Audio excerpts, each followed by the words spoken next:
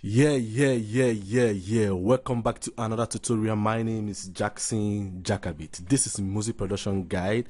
Today we'll be bringing a very dope series for you guys, which I titled Audio Engineering 101. I know for so many people will be like, for some weeks now I haven't uploaded. I'm trying to work up some stuffs like this particular episode that's going to help you to train you on music production guide. So today we are stepping up our game in different angle. So for many people that haven't get subscribed in this channel, or you're coming across this video for the first time, this is an opportunity for you guys to get subscribed.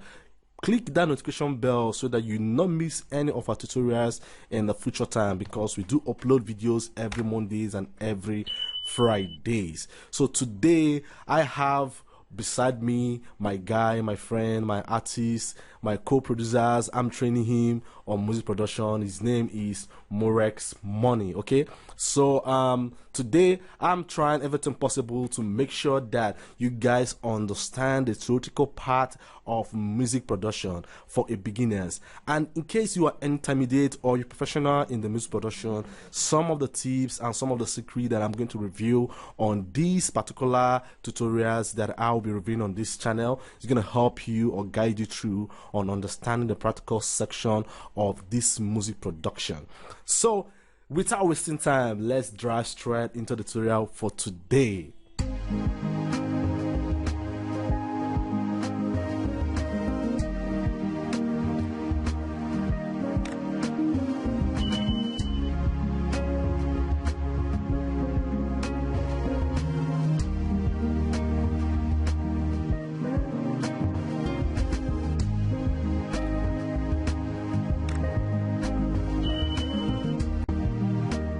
So today we'll be looking at what is sound.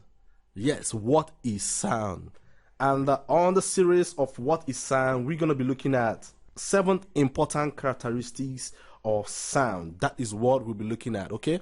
So without wasting time, let's dive straight into the tutorial for today. The first thing that you should be understanding is, or the first thing you should know when you are starting up your production, is to define the sound, because every producer should have in mind sound.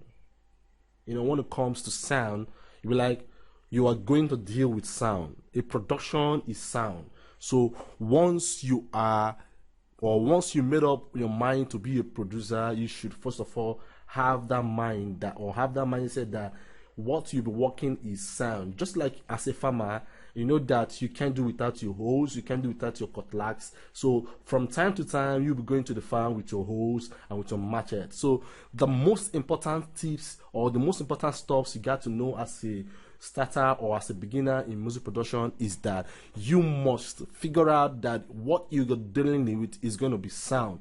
And so many people were like, okay, sound, what do you mean by sound? So I'll be referring, or rather I'll be defining sound in our own musical terminologies, and I'm breaking it down some characteristics for you guys to know what sound implies. So let's go to the system, then I'm going to define or show you what sound means. So right here, they say that sound is a vibration or series of vibrations that moves through the air. Anything that creates the vibrations or wave is referred as sound. So what am I trying to say right here?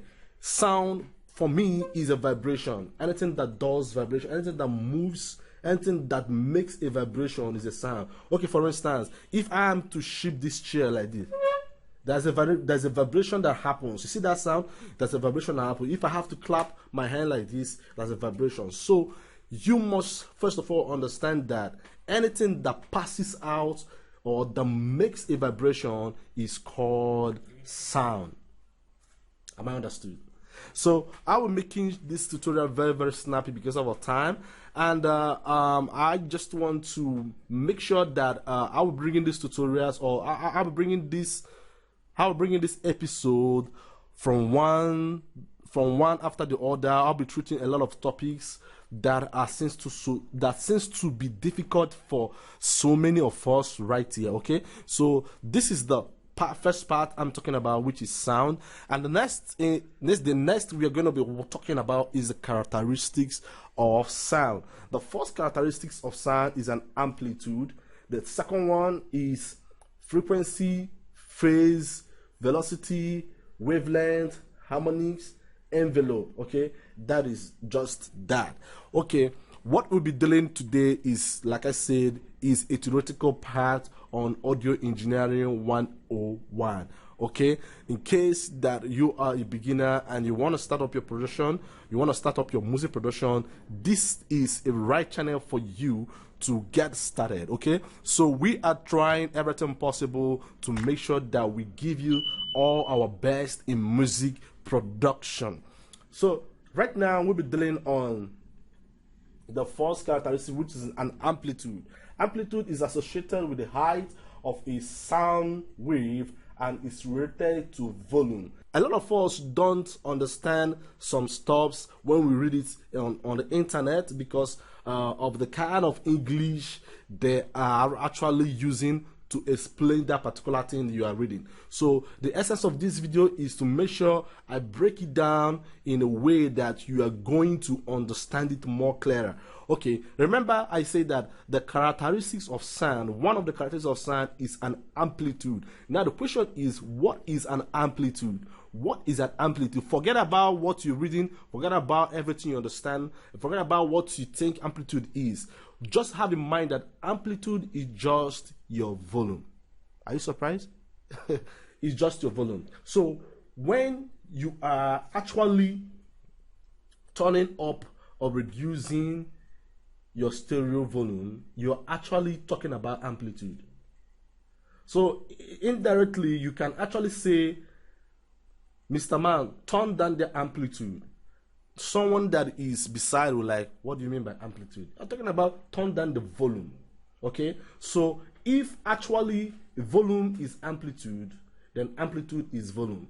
So have that in mind, because there's some points in time in some tutorials or in some topics that we'll be doing in the future time, then I will make sure that I break down what all those stuffs means. So we are just breaking down. So one of the characteristics of sound is amplitude. Every sound has its high volume and has its lesser volume. Remember, it moves from lesser point to the higher point, or from the higher point to the lesser point. So the next that we have right here as a characteristics of sound is frequency. Now what is frequency?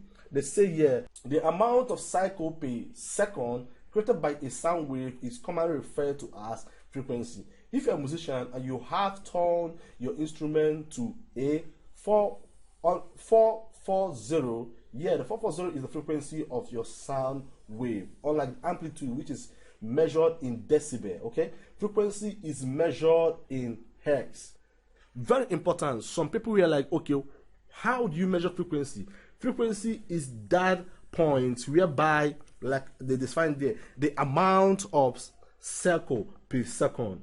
For most of you guys that have the knowledge, maybe if you have the knowledge about physics, you should understand what I mean by the amount of cycle per second. Okay, that is what frequency is all about. But I'm not breaking it down fully, because when we enter into the frequency, when we enter into the tutorials for equalization, that is when I'm going to break down the frequency for you. Okay, so today what you should understand, that the frequency is measured on hertz. Okay, and it is the amount of cycle per time. Okay, that is what we call frequency. And as you see on this dramatical angle right here, this is a demonstration of the frequency right here. As you can see, is a demonstration of it. Okay, so that is for the frequency. The other one we're talking about right here is the phase. Okay, phase is designed a point in the sound wave cycle, and it's also related to frequency. Okay, it's almost the same thing with the frequency, so we're not talking about, we're not going to that phase on angle right now. Okay, we talked about the wavelength. Okay, the wavelength is another stuff that we need to talk about. Wavelength is the length of the sound wave from one peak to the next. Okay, that is for the wave that's for the wavelength, okay, the length of sound wave from one peak to the next. As you can see on this, demonstration right here, from this point down to this center, then down to this top is called wavelength. Okay, I don't want to go inside talking about wavelength because this is not physics that we are doing. So I'm not talking about physics. Although mixing and mastering is just about, okay, physics and its principle, but I'm not going into the physics angle. I'm talking about music production right here. Okay, so this is for the wavelength. Harmonies, all of us know what is called harmonies. Okay, you know harmonies when you harmonize stuffs like that. So I'm not breaking down what harmonies is all about because we have a lot to do. Okay, in case you want this particular PDF of what I'm talking about right here, I'll make sure that I make it available for you guys probably at the end of these episodes that I'll be dropping, so that you guys will go and get it and you know, have it for yourself and read it up. It's just for free, so I'm not selling it. Okay, so this is envelope, one of the characteristics of sound. Okay, and I'm not going in details on this envelope. Okay, so that is for the characteristics of sound. Do you understand? So the next thing today, another topic I'll be making clear for you guys to understand is how to listen. If you want to be a music producer, that's something that you should learn. And that thing that you should learn is the use of your ear. And someone that doesn't have ear cannot be a music producer. And if you're not good in listening, if you're not a good listener, then knows that this is not a career for you. Because one, that every music producer always listens. Because you are dealing with sound, you'll be able to have patience to understand what actually is going on in a particular sound, in a particular beat, in a particular vocals. This is very important. So today, another subtopic I'll be training again is how you can use your ear. How does the ear works? People were like, okay, tell me how does the ear work? So I'll be doing the tutorial again on how does the ear works. Okay, now right here they say that like a microphone, the ear is transmuted. Our ears convert acoustic sound vibration into mechanical energy, which is then sent to our brain as electrical energy. Human ear is made of outer, middle, and inner part. All of us know that the ear is made up of inner and outer part. Okay, I'm not talking about the anatomy of ear, but we are trying to state that the ear has some parts, and you know the ear transmits a particular sound from a mechanical energy down to electrical energy. Okay, that is what they're trying to say right here. The next steps that I would like you guys to understand is that the direct and earlier reflection and vibration of ear. Or there are three main ways that ear works. Your ear can work directly, or it can work as an early reflection, or it can work as a reverberation. So now, whenever your ear works direct, what it's trying to state here is that sound can be divided into successively occurring categories that arrive at the ear in the following order: direct part, early reflections, and reverberation. Direct part is the quicker part to the listener. It helps to identify the location where a sound is coming from. So these are 3 points in which your ear works. Your ear can work in a direct part, it can work in an early reflection, and it can work in a reverberation. When it works in the direct part, it's ability for you to understand the direction where the sound is coming from. If probably you are outside and you're in a speaker from a DJ sounding outside, automatically your ear will give you a signal that this sound is coming from the outside. Okay, this is how this part of it, that this sound is coming from outside. So the ability for your ear to identify that the sound is coming from so part is a process to tell you that your ear is working properly.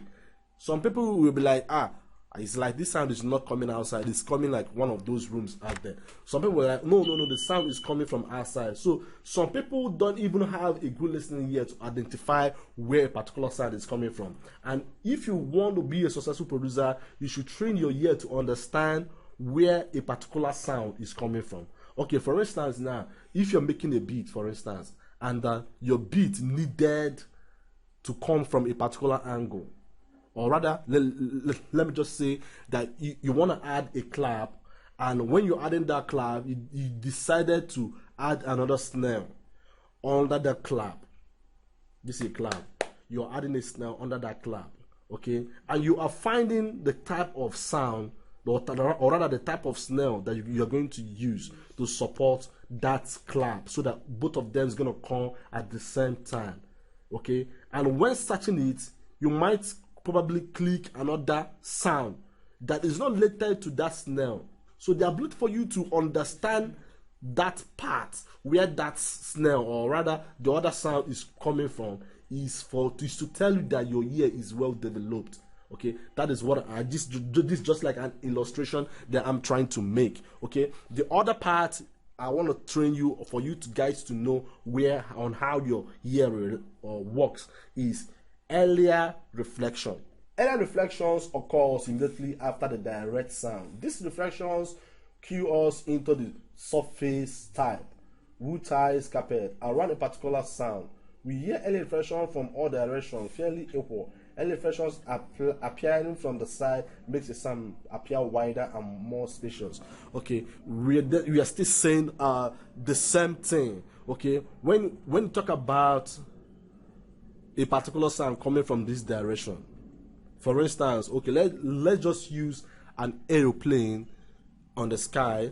Sometimes if the aeroplane is coming from a very distant part, you'll be hearing that vibration sound that is coming from a very distant part, and when it is approaching towards the direction, the noise becomes very wide. So why is it that from that far part, when the thing is coming is not well stated, but when the sound is coming close to you, it becomes wide. It's become more wide, but when it's far, it's not wide. So what is trying to state here is that when your sound is near to you, it gives you much of listening, much of reflection. But when you take your sound far away from you, it gives you much of wider listening.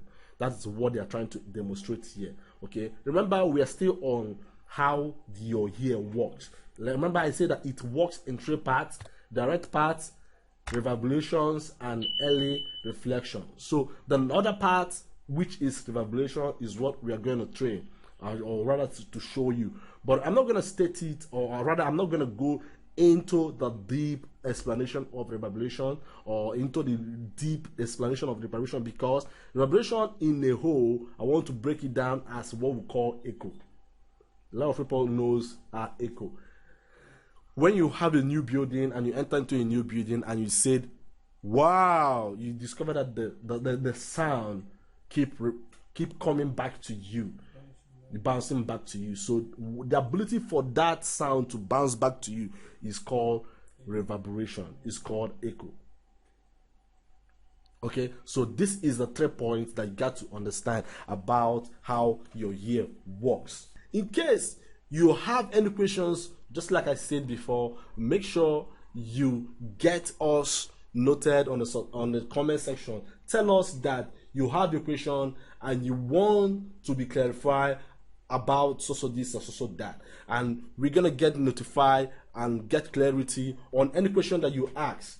Please, in case you haven't subscribed yet, please, we plead on you, get subscribed, give us a like button, and share this video. Pass it across to a lot of people that seek to be good, or that seek to have, or that want to have such knowledge, that this is a platform where it's going to guide you on music production, it's going to guide you on beat making, it's going to guide you on mixing and mastering. And don't forget that I remain your humble producer, Jakabit Jackson.